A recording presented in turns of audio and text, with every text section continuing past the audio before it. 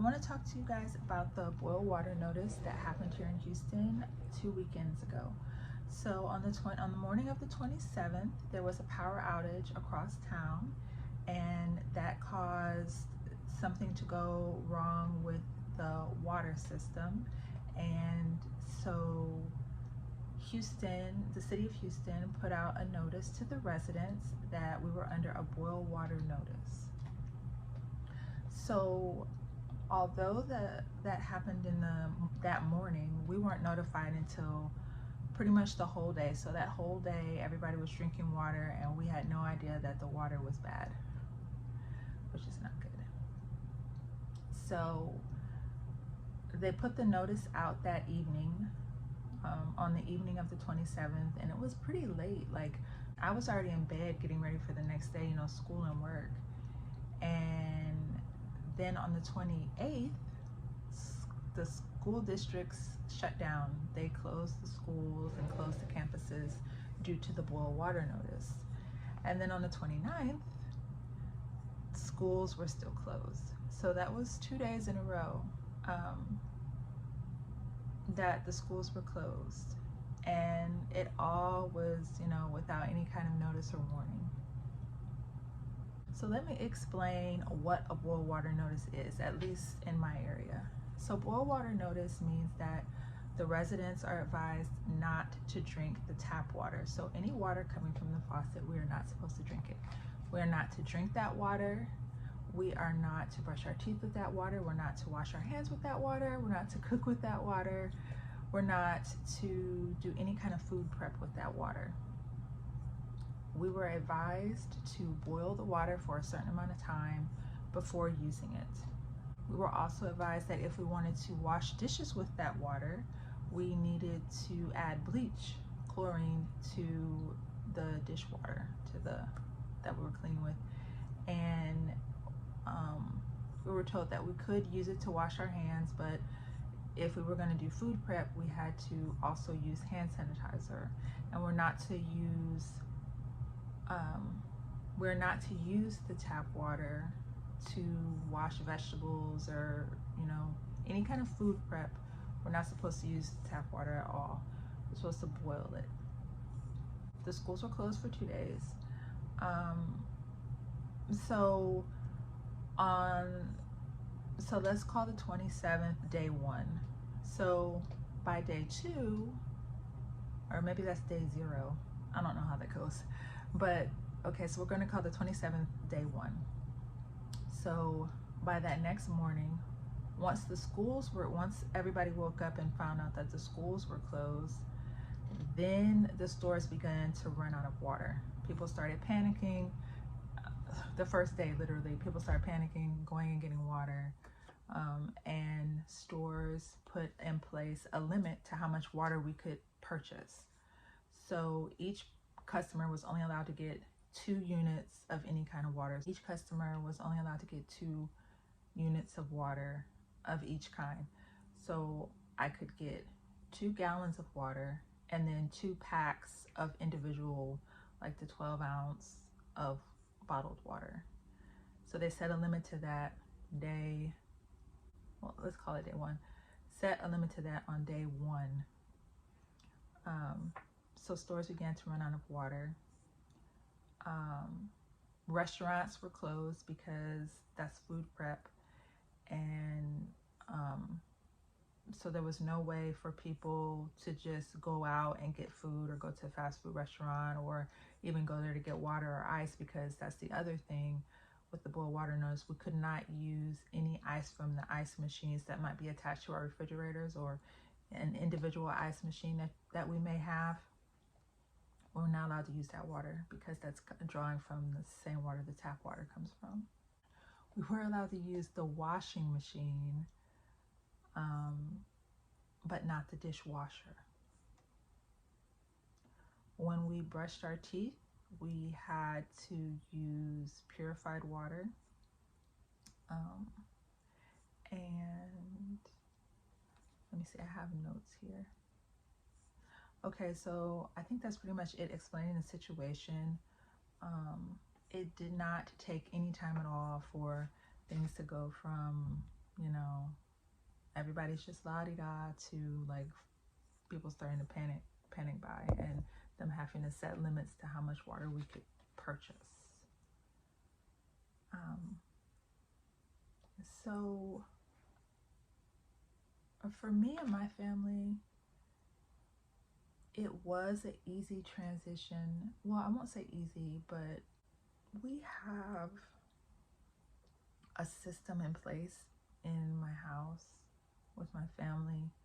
So when things like this happen, we are able to continue, you know, we're pretty much able to continue with our day without too much of a just full-on stop. You know, we have systems in place so that if the water is undrinkable, we have water. We have a method for washing our hands and conserving water, for brushing our teeth. Like we're able to do our full nighttime routine with 1 cup of water per person. That's brushing teeth, washing face. This was a short-term, you know, emergency or disaster. But we do have a short-term system, and anything past 2 weeks, we have long-term systems in place. So situations like this is why I think it's really important for people to consider, you know, having, I'll just say, do you have a way to filter water already on hand? If you were to go to the faucet and no water came out, do you have water? Because it's one thing to have water available that you have to filter or sanitize, but it's another thing not to have any water at all. And if you have water that needs to be filtered, do you have a way to do that? Because you're not going to be able to go to this, you may not be able, I won't say you're not going to be able, but you may not be able to go to the store and get water. You may not be able to go to the drive-through at a fast food restaurant and get ice. Do you have a way to wash your hands, to cook, to make food? Well, do you have water to cook your food with? And do you have a way to wash your hands even if you don't? You know, food prep doesn't have to mean you're cooking it. You could just be making sandwiches, but you still have to have a way to wash your hands. And your family has to have a way to wash their hands. Pets, that's another thing. Like, the water was so bad. Well, I won't say the water was so bad. The city of Houston advised us not to give that water to our pets. And I have houseplants, and I did not give my houseplants that water either. And then even once the boil water notice was lifted, so it was lifted on Wednesday last week, even when that notice was lifted, we still had to go through a period of flushing all that water out of the system. So we had to just let the water run for a couple minutes throughout the house, just to flush all that water that was no good out of the system. And then we had to empty out the ice tray and let the ice tray run twice before we can use that ice. Any filtration systems in the house, we were advised to change the filters, because whatever was in the water made the filters no good. There are some things I want y'all to consider. Is a survival lifestyle over a survival crash diet. And the reason why I said that is because just as with dieting, it's advised that you incorporate, how should I say this? What works for me is to incorporate survival, things that people might consider to be an emergency only or disaster only. I incorporate that into my lifestyle and into my family's lifestyle, so that when a disaster or emergency occurs, because it's part of our lifestyle to drink water from a Berkey, or, you know, because it's our lifestyle to conserve water, because it's our lifestyle to do that, it's not such a big ordeal. Because when there's a disaster, it can really affect children. It can be really traumatic for them. So I find more success in having it be part of my family's lifestyle. Some of the things that people might consider survival things, it's just part of our lifestyle. Because when things happen and people try to do like a survival crash diet mess, that survival crash diet mess, just as with an actual crash diet, people can get hurt. It can be dangerous. It can cause more damage than good. I find that to be true when it comes to survival things. It's like when people try to, buy a bunch of stuff that they don't know how to use, or buy a bunch of stuff and never use it until it's an emergency, and now they're trying to figure out and read the directions and figure out how to, and then they might find out something doesn't work, but it's too late because, the stores are closed, so yeah, we practice a survival lifestyle. Part of that survival lifestyle is, I call it camping hygiene. So that's the conserving water, being able to go through the whole evening routine with just 1 cup of water. Things that are the things that I practice, like when I'm camping. That's something that, because honestly, like when a disaster happens, the house pretty much becomes like a tent. It's like a big fancy tent, because you have to conserve water, you have to be aware of how much food you're using, how much energy you're using. You have to protect, you have to protect your home. You have to be aware of situational awareness. Situational awareness is really important too. That's something that we practice. That's part of our lifestyle. Situational awareness is being aware of what's happening around you. Kind of like read the room. You need to read the situation and then be able to adjust yourself accordingly. Because when there's a disaster frenzy, people call it panic buying, but it's kind of like a disaster frenzy. Like everybody's, trying to hurry up and just grab, like, I've been in situations where people are like hungry hippos. They're just grabbing things. Like they're not even really thinking. They're just grabbing things, and because they want to have something rather than having nothing. So when things are like that and it's just like this frenzy, things can be dangerous. So that's one reason why it's good to have things already in my home, because when things like when this happened, I'm not even trying to go out and get anything. Like I had scheduled grocery shopping and stuff, and I'm like, I don't want to be out there. I don't want to deal with that, because it's just the situation is not good for me to be in. So people are easily angered. So I know that there's violence happening all the time, but whenever there's a disaster or an emergency, part of that frenzy, people become easily angered because they wanted to have that for their family, or they came to the store with that and purchasing that in mind, and now somebody else has the last one. I've seen people take stuff out of other people's carts. Like it can get pretty serious. So people are easily angered. So part of that situational awareness is knowing that people are easily angered. If I have to go out go ahead and let people have the right of way, even if they're wrong. I just let people have the right of way because I'm trying to make it back home safe, or wherever I'm going, I'm trying to get there safely. So, you know, the path of least resistance, that's what I usually try to go for when it's a situation where people are in a frenzy for things. Oh, okay.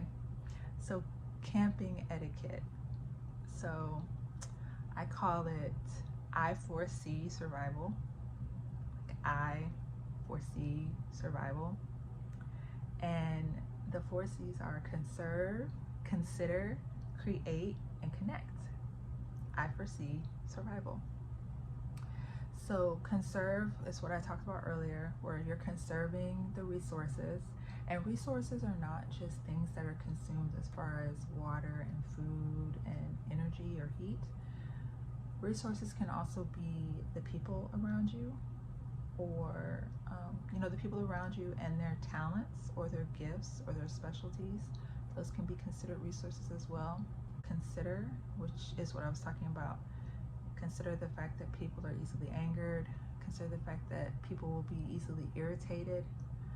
Considering others as far as how much resource there is in the area, and then considering not just yourself but the other people who are in your survival group. Create. So I get really creative when there's a disaster or a situation like emergency. Get creative,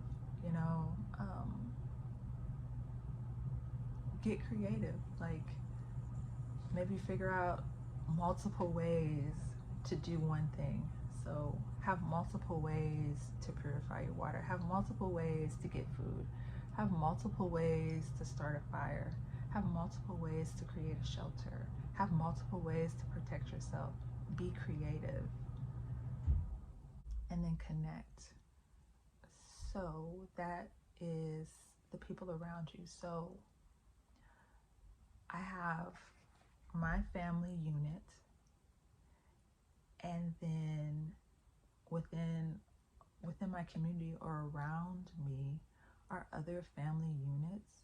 And so knowing when and who else I can connect with is really important. Just in general, like I said, it's a lifestyle. I find it to be more effective and efficient when I've just made it a lifestyle. But especially in an emergency or a disaster, it's good to know, okay, if push comes to shove and I need to expand this for, resource reasons, for safety reasons, for any kind of reason, I need to know that I can go and connect with this other family unit, or I can go and connect with that other family unit. And then also knowing who I cannot do that with, or where it's going to be a liability versus an asset to connect with another family. So anyway, those are the 4C. That's how I foresee survival. Considering an alternate power source. So this whole thing started because there was a power outage. Now, and that's it. Okay, so this power outage happened all the way across town. And for those of you who don't know, Houston is huge. Like, Houston is a huge city. So this power outage happened on the other side of Houston. And all of Houston had the ripple effect of it. So it just reminded me and made me thankful that I do have alternate power sources. So if the electricity is to go out, I have alternate power sources. Cooking and meal prep. So in conserving water, I had to adjust how I prepared my meals for my family. And so that's just another thing to keep in mind, is maybe the idea is to make spaghetti, and then they just eat spaghetti all day. But how much water does it take to boil pasta? Maybe the idea is to have salad from the garden, but how much water does it take to wash salad? So just consider, I consider that when I'm thinking about, a disaster or an emergency, how I'm going to cook for my family. Having multiple ways of making meals. There's a way that I make pasta when it's, conserving water, and a way that I make pasta just on a regular day. Having something fun. Okay, so this goes back to when there's children involved, or even I even enjoy it, is there are things that I will do with my family when there's a disaster or emergency, just to boost morale, because like I said, people are easily angered, easily irritated, and so having something that is maybe not specific to the disaster, but just something that is fun or will have a good memory, something that is a good memory in the midst of what's happening. So we made hot cocoa. That it's not wasting any water. And it's just something fun and cozy and sweet and like a nice little surprise in the middle of what could otherwise be, pretty traumatic, or at least inconvenient. In the past, we've roasted marshmallows, made s'mores. That's kind of like a regular camping thing, but it was something that was fun. Yeah, just stuff like that. So having something in mind that you can do with kids, or even just the family, and teens even, that will boost morale. For me, that's something that's important, and this helps my family in these type of situations when they occur.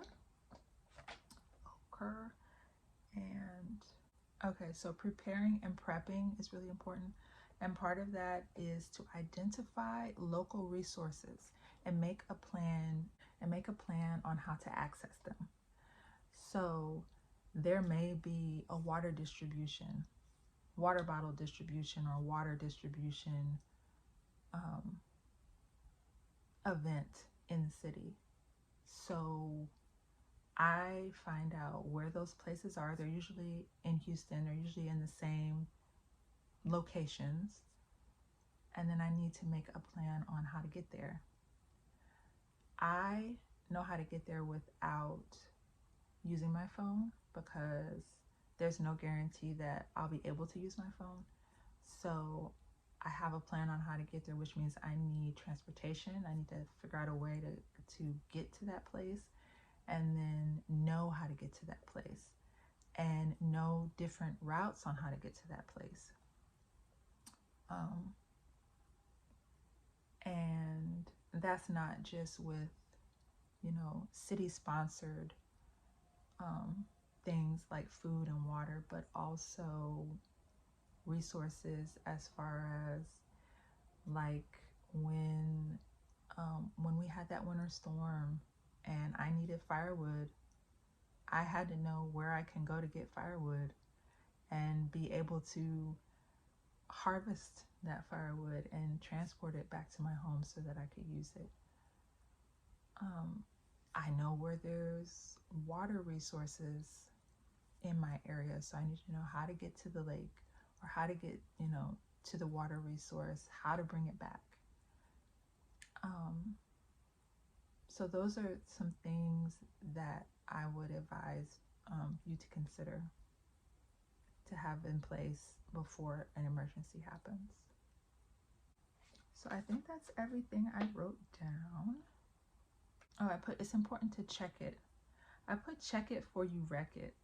So that's twofold, or I guess that's multi-layered. So you want to check whenever I purchase something, like, let me pour it. I don't just, let me think. I'm trying to just pick some random thing. Okay, I'm going to pick something that has nothing to do with survival to maybe make it more relatable to people who don't think the way I do. So when I bought a vacuum cleaner, and I took it out of the box, I put it together, I read the directions, and I made sure that it worked.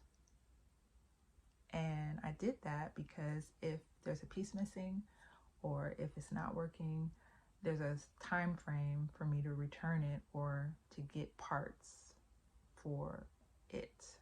So I check it because when I need it, I don't want to open it and be trying to figure out how to use it right in the moment when something's on my carpet that I need to get up right away before it starts sinking into the fibers. And so now I'm trying to open up this box and put it together and figure out how to use it. And what if there's something missing, or what if I can't figure out how to make it work? I can't call customer service and wait for 5 minutes for them to tell me, oh, you need to restart it or make sure it's, this, that, or the other. Like, when I need it, I need it. So I make sure everything is in place beforehand. And another part of check it before you wreck it is I need to know how to use the vacuum cleaner. So I don't want to have something spill on my carpet and I have it on the wrong setting. I pull out the vacuum cleaner, but I have it on the wrong setting. And so then I end up breaking the vacuum cleaner or wrecking my rug because I didn't read and figure out how to use this and practice using it before I actually needed it.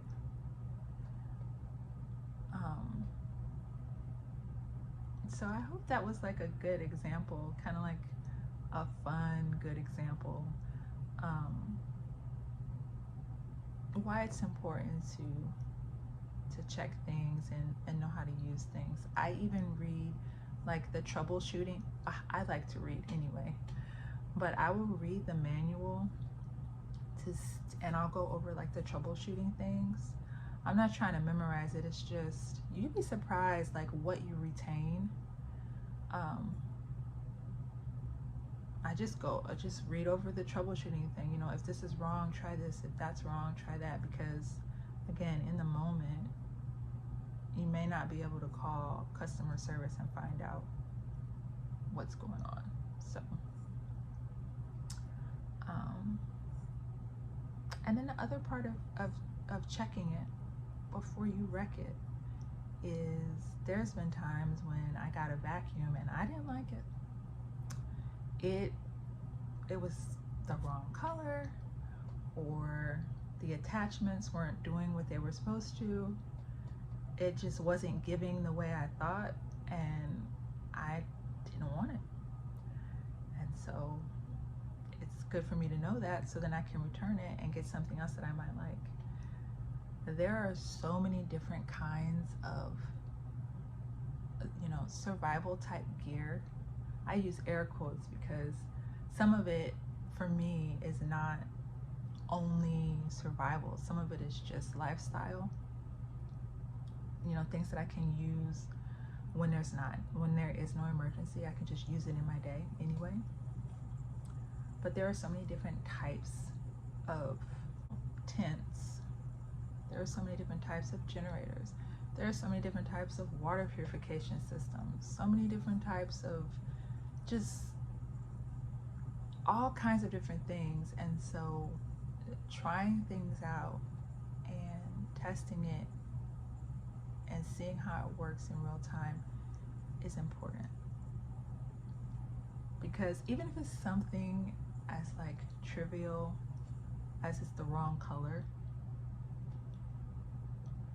wouldn't you like to know that before it's an emergency? I mean, like, can you imagine if something was going on and on top of everything that's going on, you open whatever it is and it's not the right color?